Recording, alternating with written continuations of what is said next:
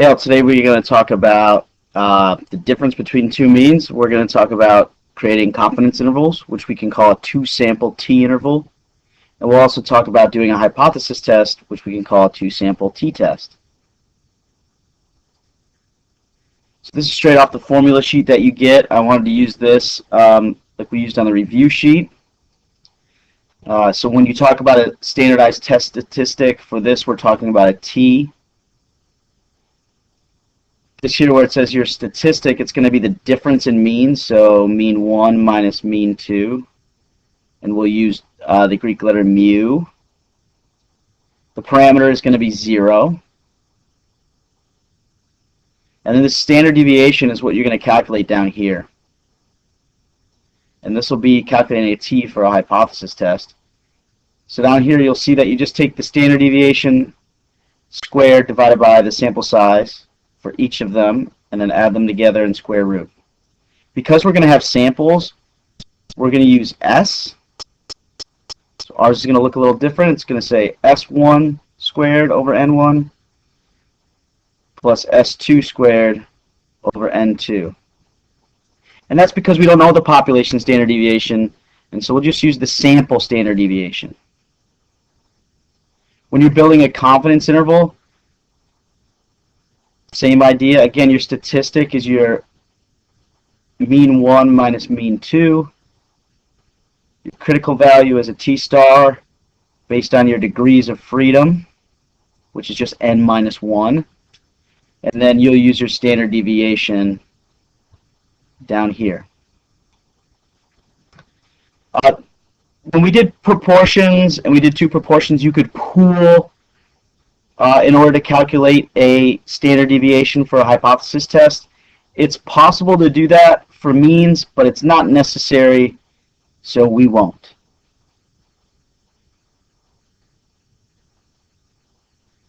Our assumptions are going to look very similar to what we had before. You need both groups to be independent of each other. You need, in both groups, all the individuals to be independent of each other. The samples have to be random, less than 10% of the population. And then just like for one mean, we have to check to make sure that both groups are approximately normal. So we can look at a histogram, or we can look at a normal probability plot. So let's actually do one together. If you look at information on page 605, it's going to give you how long batteries last that are brand name batteries and how long batteries last that are generic batteries. And we want to run a confidence interval for the average or mean amount of time that the generic lasts longer than the brand name. So the data is on page 605. And so what we can do with that,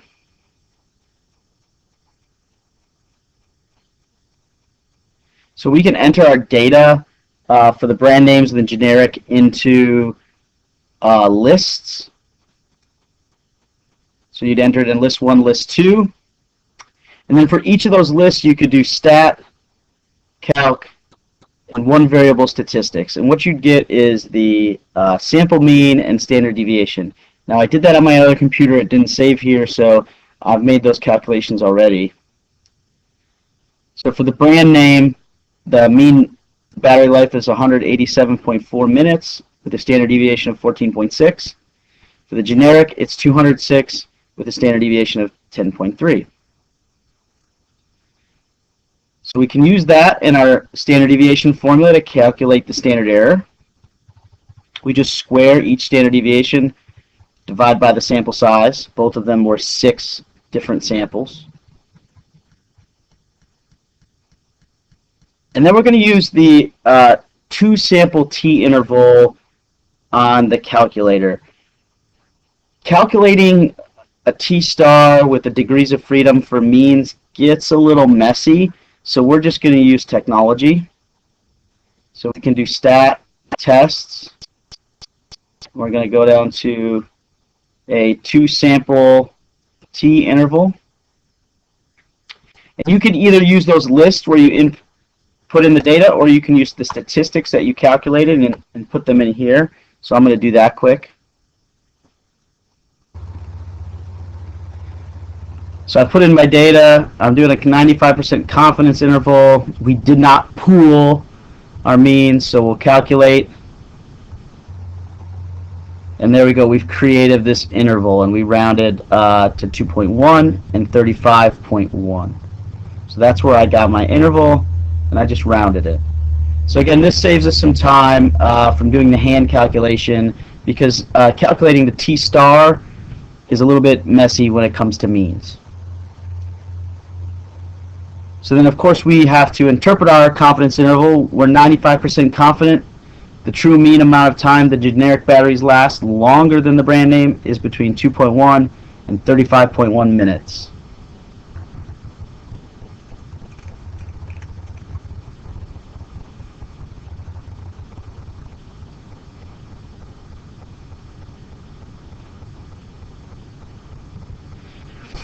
So if you're having trouble with the data input, we can work on that in class. Sorry, my computer's being a little funny. So on page 615, we're going to take it to a hypothesis test. And of course, for both of these, I neglected on the last one to check the assumptions and conditions. Hopefully you're used to that by now. I should be checking the assumptions and conditions. They're all met. But make sure you don't think that we can skip that step.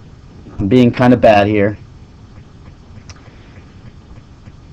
So on page 614, there's some data for the amount that somebody would offer to buy something from a friend and the amount somebody would offer to buy something from a stranger.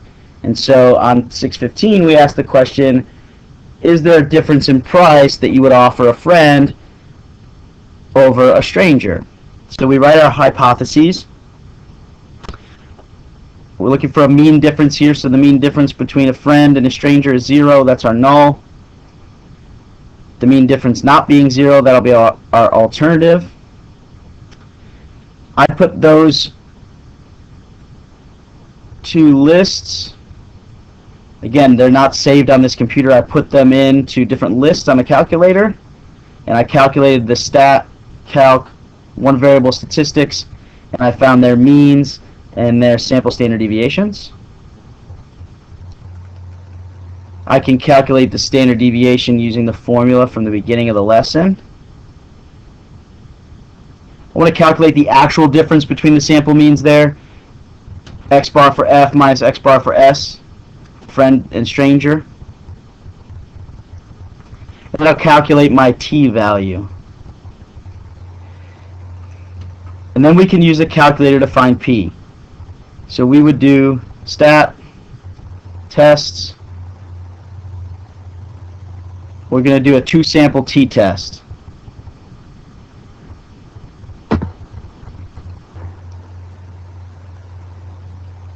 So we would input all of our data. So we would input the new data in here.